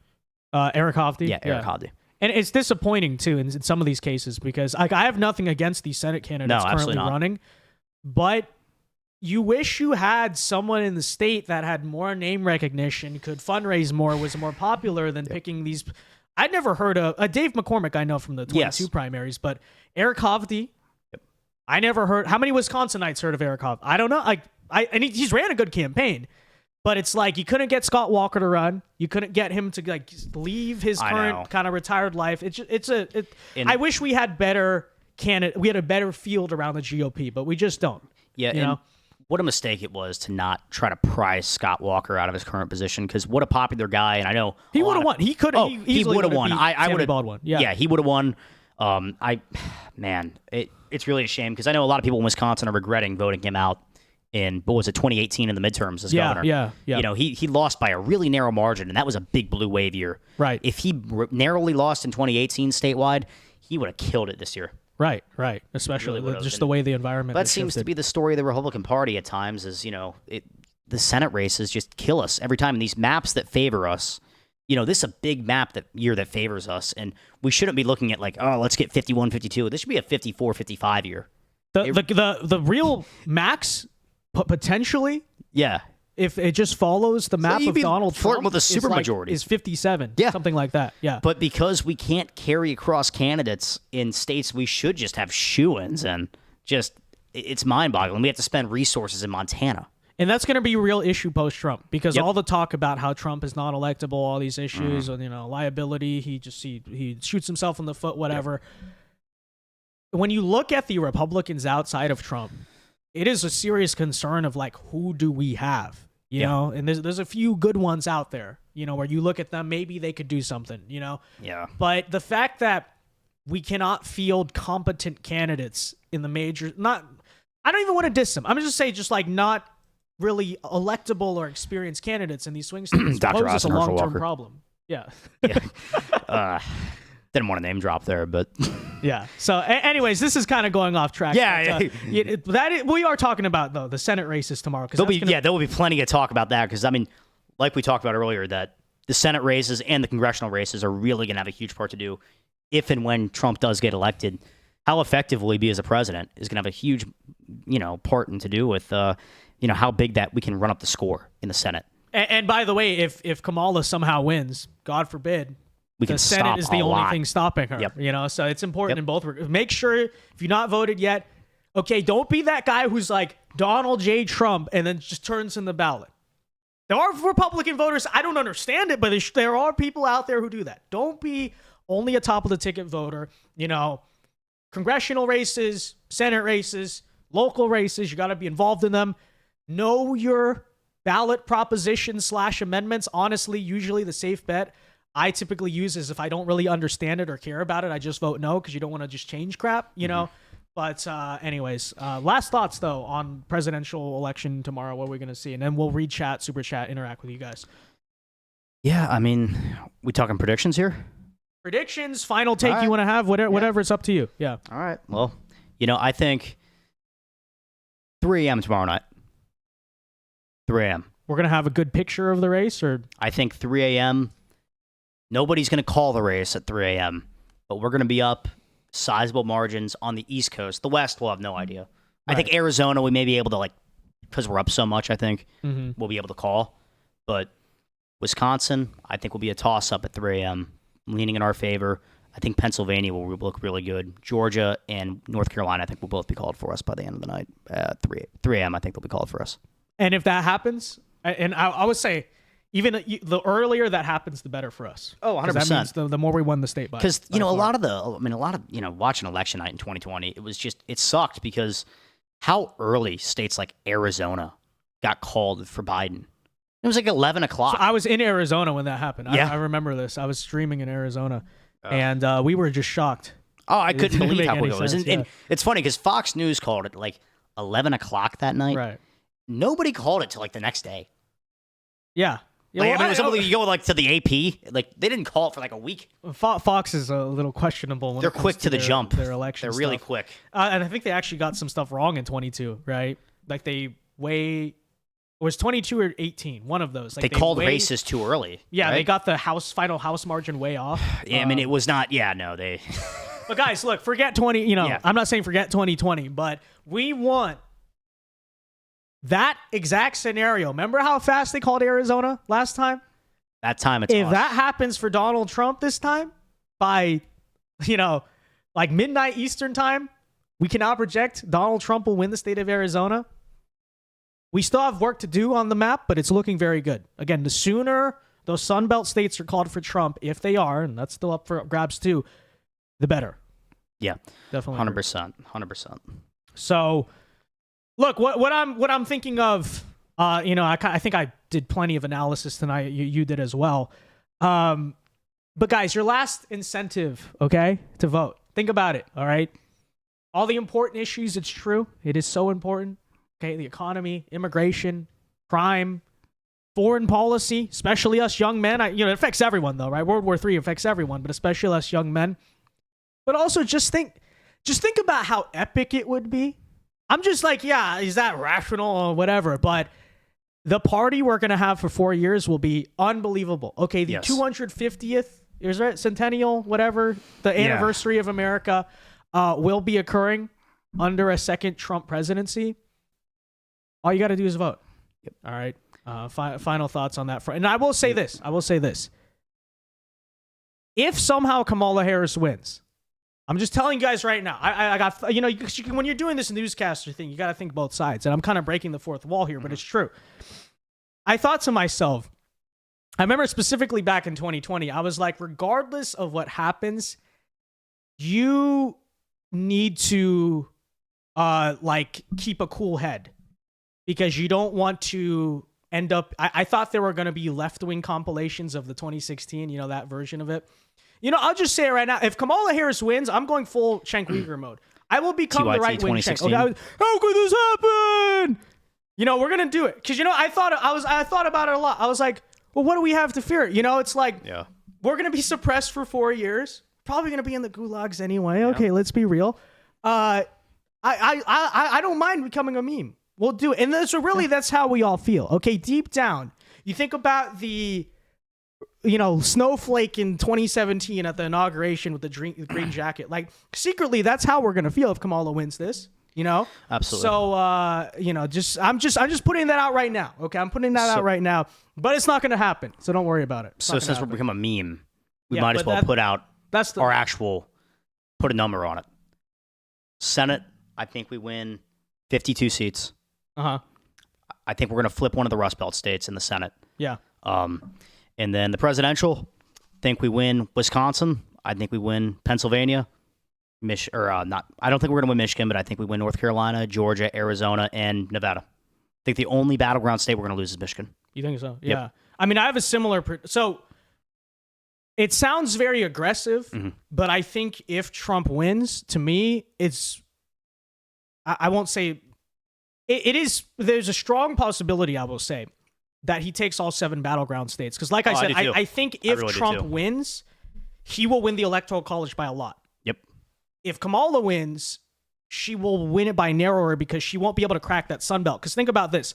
For Trump to win, everyone knows he has to crack one blue wall state, right? Wisconsin.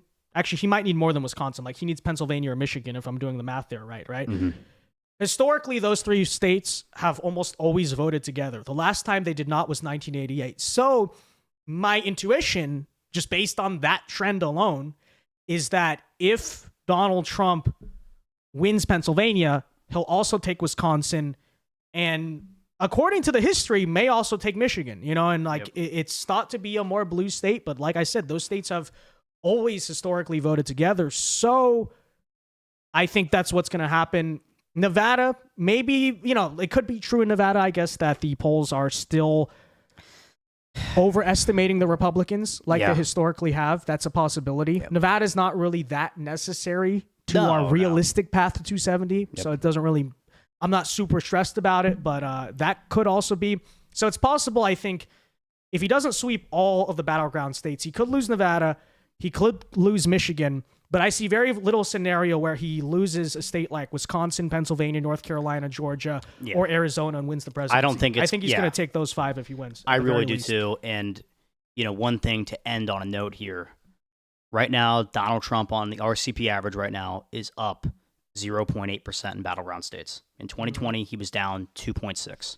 And I think even the bigger number, RCP average, national average, down 6.9%. You want to show the screen? Yeah. 6.9% in 2020. Excuse my awful handwriting. Oh, it's better than mine. 6.9% in 2020, he was down in the national average. Now it's a tie in the biggest number, where I wrote that star right there. Favorability only favors Harris by 4%. Look at the number for Biden in 2020, 19%. It is night and day. The gap has been closed. Donald Trump is going to win tomorrow night, and it's going to be big. We're ready to become a meme. Like, we've already, he's going to win. He's going to win. You saw the numbers. He's going to win. He's going to win big. Although maybe don't jinx it. Okay, don't jinx it. No, he might win. He might win. He might not. How about that? Is that? But I don't want to ride the fence. I'm cautiously optimistic. I can't stand this whole it's really nobody knows the election. Yeah, that's true. But at least have the guts to put your prediction. Exactly. I don't want to jinx it at the same time. Yeah. Well, I don't want to be Noel fan 3-2-1. Yeah. I don't want to be that guy either. I'm not putting anything on the line right now, but I think our country's enough, right? So, I mean, oh man, everybody's gonna say it's a dead heat and it's a toss-up race. You turn on every news channel, they're saying that. Put a prediction out. Put a number. Yeah, like wager your credibility on something. Yeah, absolutely. If I'm wrong, and Wednesday, you guys tune in the stream at 8 a.m. and we're still going, we're zombies on here, and I look like a complete idiot. So be it.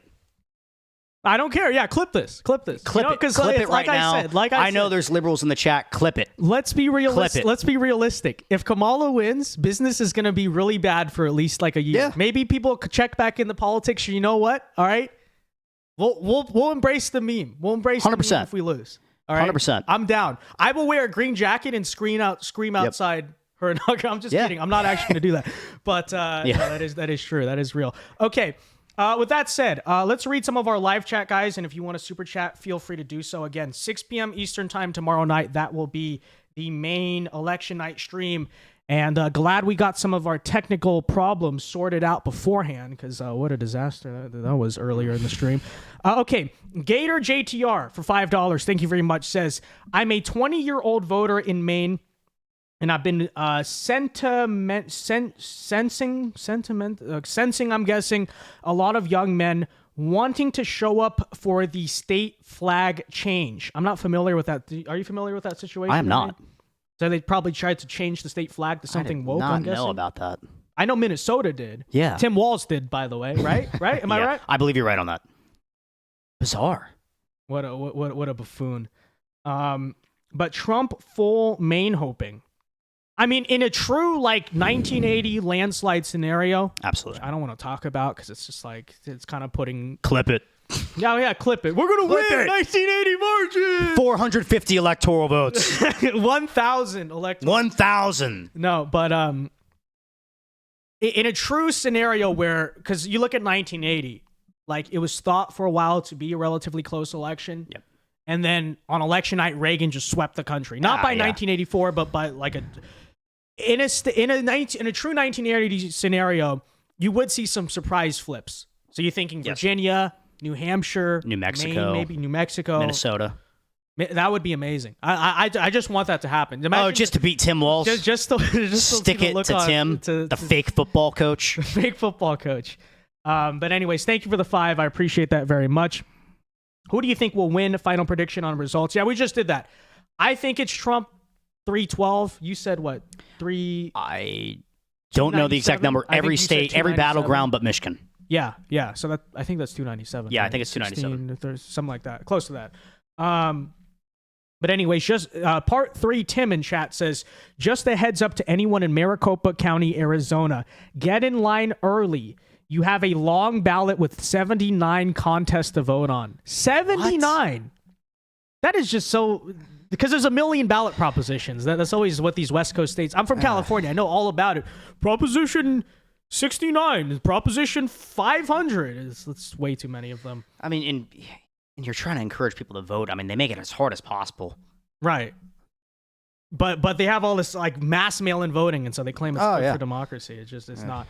And by the way, guys, if you want to save time, like I said, ideally you research all the propositions. But as a person who grew up on the West Coast, I will say the safe bet, if you're lazy, you don't want to do it, and I don't blame you. I don't live in those states. I don't have as really stake in it. Just vote no on everything. Okay, because every time it's they want to change. Now, there are some where they do want to cut taxes, so maybe read that a little bit and vote for the tax cut. But in most cases, it's usually that they want to raise taxes. That's usually the reason there's amendments on the ballot. And a lot of times, don't even bother there's just with crap hidden in some of these amendments. I mean, it's just so if you don't understand it, guys, just vote no. Safe bet. Absolutely. Just don't change whatever is currently going on. And one thing why it's still in my mind before we end this stream is if you're in college, you voted absentee because you live out of state or you live far away from home. Right. I had a friend this morning that he voted by mail absentee because he lives out of state. He got an email this morning that his ballot was rejected. Mm-hmm. His ballot was rejected because the signature didn't match. He only would have gotten notified by email. He gets to throw in his provisional ballot now and send it back, and it's going to be counted at a later time. But I will say, if you voted absentee, check your email. However they plan on notifying you, check it until that ballot's counted. I know specifically in Pennsylvania, I know Scott Pressler has been promoting, there's a website where you can go check the status. So it's accepted, submitted. Every state's a little different. Yeah. But here in Florida. Make sure you know the link for that. Yeah, here in Florida, you're able to, they send it to you by email to let you know the status of your ballot. Check your ballot status because you want that ballot counted. Mm-hmm. Yeah, absolutely. Some people are talking about in chat. We actually forgot to mention it. I was going to lead the stream with it, and I forgot. Apparently, Joe Rogan has endorsed Donald Trump. Let me see if I can actually find is there a statement he put out and said? I'm not exactly sure. I guess he had Elon Musk on the podcast today and talked about how he was endorsing Trump, and then Joe Rogan agrees. So he finally came out and said it. Better late than never, I guess. I guess it's not going to make a difference. No. Because it's too late. It's too late. Is anyone really sitting around the night before the election going, man, I'm just waiting on Joe Rogan's endorsement? Right. Just waiting to see who he's voting for. In fairness, I think his audience sort of implies where he stands. Yeah, 100%. The problem is, what is he going to encourage people to go vote now? You know, again, like the time for that was a while. But it is what it. I'm not here to. I'm not here to shame or attack Joe Rogan. I'm just saying, is it going to make the biggest difference? No. At this point, the podcast arguably did a bigger difference than the endorsement. Absolutely, You know? but the endorsement's better late than never. Right. No, that part completely is true. All right, let's see what else we got going on in live chat, guys. We'll wrap up the stream here momentarily, but last chance here for Super Chats. Feel free to let us know your thoughts in the live chat via Super Chat to guarantee it gets read or not. It's up to you. But anyways, the guy who is not Vince, so that's apparently your name, the guy who isn't Vince, is probably a Southerner who thinks that Youngkin is end-all, be-all, and we will have a good chance at a Rust Belt sweep at the presidential and Senate level. Ryan, do you think Glenn Youngkin is the end-all, be-all of Republican politics? No, I do not. I do not think Glenn Youngkin's an end-all, be-all. And if you're just making assumptions based on me, I'm not even a Southerner. He called you a neocon. I think that's what he's trying to say. He called me a neocon. That's what you're trying to say. He called me a neocon and a Southerner. I'm neither. He's literally from New York. Okay? Yeah, his family at least. Yeah. I mean, it's funny. It's funny to hear that, but yeah, no, I don't think it. But I do think Trump's got a great chance at a Rust Belt sweep. New York Italian Catholic and other ethnicities, but total mutt. But yeah, but I think. But the one thing you did get right is I do think we have a great chance at a Rust Belt sweep. Yeah, no, I do think we have a good chance. If Trump, like I said, I think if Trump wins any of the Rust Belt states, he's going to sweep all of them, just because like that's how it goes. You know. Again. Yeah, no, I'm not a neocon, and Glenn Youngkin's a good governor for Virginia, but that's not somebody at the top of my 2028 list. Yeah, just saying. Just putting that out there. Good VP choice though. Very good. Yeah, he's good material Very for good. that. And who knows? Maybe he's actually better on some.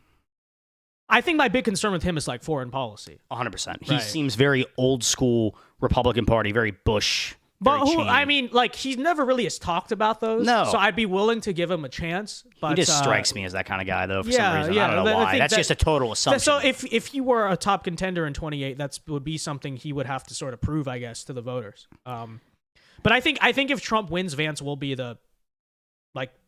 he'll be lined up for it. Yes. If he doesn't win, then it's kind of an open field. And I really like Vance. I think he's I think he'd be an incredible candidate in 28, but that's conversation for another time. I think he has a unique chance to do a little better than Trump with like suburban women. Yep. I don't know how much better he will do because there are a lot of like things he said that are too radical in the past. That it is out there, but just his personality, his demeanor will win a few back, but I also don't think he'll lose as many white working class low propensity voters as other Republicans. I don't think he would get Trump margins. No. But he wouldn't bleed too much with that demographic. No, I think the Rust Belt would still be very, very winnable for us. And I think also, if he does well enough, I think, it brings back into some of the original battleground states of the Republican Party. You go back to the early 2000s, bring back the Virginias in play and things like that. Right. And, it's interesting because before this all basically began, I did not, before he was chosen as the VP candidate, I did not think he would be a strong national candidate. Because I followed him for a long time. I like Vance a lot. Like I knew who Vance was before a lot of you guys, I think, watching the stream. But I always knew he's based, quote unquote, but like he might be too far right for the national electorate, whatever, or is he the most charismatic? Because I remember back in 2022, that Senate primary, I wouldn't even say that he won it. It was more like everyone else lost it, Yep. So I didn't really see him as that strong of a political force, but I think he's really come into his role as the VP. I thought his 100%. RNC speech was very strong, incredible. And the way he's handled these interviews, he's very smart. He's really he's sort of reinvented himself to a degree, I think, with the American people. Although most people didn't know him that well before. Yeah. I think he is a very strong candidate for the future. But we'll talk about that when it comes. And by the way, I see the apology in the chat for calling me a neocon. I appreciate that. Yeah, for sure. What do we get here? Dinonator for $5. Thank you very much. Says, even if Kamala wins PA and Michigan and Trump gets Wisconsin and other battleground states, he will still win. Thank you for the $5, Dinonator. That is true. Depending on how the Sun Belt goes. But like I said, I don't think it is likely that the Rust Belt will split. If anything, Michigan may split, but I think PA and Wisconsin will vote together. I think that's almost guaranteed. They usually vote in threes there. Mm-hmm. They really do. Mm-hmm. If there is one that will separate from the pack, it's probably Michigan. Yeah. But, and you know, a lot of people say Pennsylvania is the tipping point state of this election. And I do aside with that. I mean, there's possibilities of other states being the tipping point state, but it seems like Pennsylvania is going to be that. I really think so as well. Yeah. Wherever Pennsylvania tips, the whole Rust Belt's going to tip. Absolutely. And most of the Sun Belt, besides maybe Nevada. Maybe, but most likely still. Yeah, I mean, I think Nevada's just kind of that outlier in the Sun Belt. Mm-hmm. Absolutely. All right, guys, last call. Any last super chats, questions you got in the chat?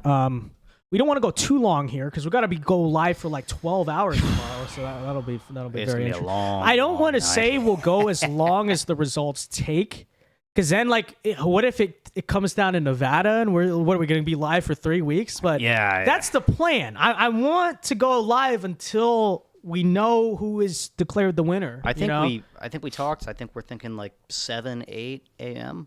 Yeah, possibly if it takes that long. Which is a 13-hour stream. I mean, let's not. Bring in those super chats, guys. We're all 21 years old, yeah. Okay? We got the energy, we got the stamina to do this. Because, frankly, when I'm 40, 50 years old, I don't know if I'd have the capacity to be doing this stuff. Yeah, no, they'd have to bring somebody else in to fill this role. We're going to have to appoint our successor there. Jintaki Cruz 1 for $2 says, probably going to vote Tulsi in 2028. She's good. Yeah, I think she... given her ideological shift, right? A lot of people have said for a long time, like, why are we embracing her? I think she genuinely has changed her viewpoints on a lot of things. To me, like at this point, it's very hard to say you still think it's insincere. Maybe you do or not. But yeah, I mean, I think she is a strong contender for the future. I certainly would rather have her be the female candidate for the Republicans than Nikki Haley. I mean, absolutely. I mean, at least I know she's not going to send us into World War III. Right, I don't think. But anyways, Jackson for $5. Jackson Bera. You're Polish. Do you want to read this? Baranowski. That's my guess. Baranowski says, slightly unrelated. Are we getting Bear in 2040? Does he have a future in politics? Absolutely. Okay. I'm just telling you, like, this is gonna happen. Caesar. All right. I didn't say that. Disavow. Okay, we're not going to go into the details. Just joking. Just joking. It's a joke. But keep an eye on Barron Trump in the 2040s, in that decade. He may be up to some things. All right. He'll be doing a little bit of trolling. I can really see it happening. Well, although you go on Twitter, all those like Caesar memes of Barron Trump, you just know there's something there. Like people do like him, even though what is he 18? Can he even vote? He's 18 now. He's 18 now? Well, it's because he literally has like the facial structure. No, he looks like Caesar. Or Augustus. Yeah. I think it's Augustus. He has like the exact face of. Look, don't reveal the plan. Don't reveal the plan. All right. That's why I'm saying. That's going to be clipped on MSNBC now. He will never be in politics. He will not do anything. And we said nothing. Yeah, no, I mean, we're just joking here. We're just joking, obviously. In all seriousness. Okay. Trapper Scout for $2 says, Asians for Trump. So true, Trapper Scout. Do we need to play let me see. Do you have the video up here? Let me play yeah. I just saw this earlier today and just thought it was like the funniest thing, but also so true. It's always the Vietnamese accent. It always is. Trump or Harris? Trump, 100%. Why? 100%. I recognize. It's just funny. The Vietnamese accent, even though I'm Vietnamese, is like the one accent I cannot imitate. I don't know how to do it. It's strange. It's really strange. Yeah. But I recognize it, but I have a hard time imitating it. Because his policy is just so good for us. We don't want communists. We live in a communist country. We know exactly what they're doing. She unironically looks like some of my aunties. Like, I'm not even joking. Like, it's not like, oh, they're like racist. Like, she literally does and sounds like them too. This is like Thanksgiving for us. Okay.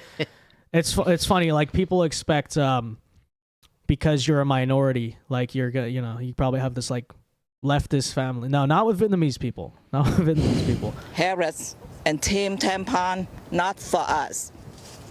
God bless this one. Tim Love Tampon, it. Love it. not for us. So true. Okay. Jet Politics for $2 says, shout out Trump Force 47. I am from Georgia. Thank you very much. Jet Politics for $2. If you're 18 years old, have you voted? Make sure you vote. Reminder to you, everyone watching in the state of Georgia.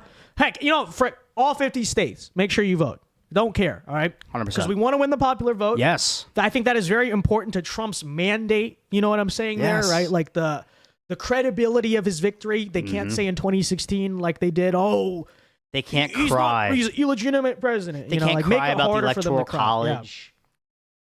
Yeah, We absolutely. want it. And also, I mean, there's so many important races in Democratic states for congressional races and ballot measures too. Get out and vote. Just because Trump doesn't have a realistic chance to win your state doesn't mean your local congressman can't and help Trump in his presidency. Right, exactly. But even then, you look at a state like Virginia, like, Oh, 100%. I hope that there's not a single Republican in Virginia. I'm not saying we're going to win it, but I really hope there's not a single Republican in that state who's staying home because they think it's a blue state. Yeah, and you got the Senate to some race too. You degree, got that's how Hung they Cow. win. That's how you they got win, Hung Cow in the you know? Senate too. In Let's put Hung Cow 2016, nobody thought Trump was going to win Michigan. No. There were barely any polls out of that state because it just was not even considered on the Hillary map, stopped going in the last month. She stopped going, yeah. So, if you're in one of those traditionally blue states, still you There's gotta always go a vote. You chance. gotta go There's vote. always a chance. 100%. Vote President Trump, says Alan. So true. She could help with the increasing gender gap. I mean, perhaps, yeah. Well, let's see where the gender gap is long term. Look, after the election, we'll start talking about 2028 extensively. I'm not here to speculate on the candidates. We still got 24 hours to go. Okay. So we're shutting down the 20, even though I started it hypocritically, we're shutting down the 2028 talk. Just simply not Let's get happening. past this one. Yeah, exactly. By the way, guys, 222 people still watching right now in live chat. Be sure to get the stream to 300 likes. Okay, everyone hit the like button right now on the stream. Again, we will be live tomorrow night. Okay, 6 p.m. Eastern time. Be sure to join us. The stream will hopefully have no technical issues. Okay, the enemy from within will not break monitors or break the streaming software. Okay, none of these things will happen. Romans 5:8 gospel for 2, thank you very much, says, if you are a Democrat, write in Joe Biden. I know someone got in trouble for doing something like this in 2016, although I think it's a different situation. So I will just say, yes, you are allowed to write in the candidate of your choice, Democrats. Okay. So, and Jill Stein's also on the ticket. So, if So you're is Cornell West. yeah. So if you're really mad that if you're like the one guy in America who really likes Joe Biden, and you're mad at you don't have to vote for Kamala Harris.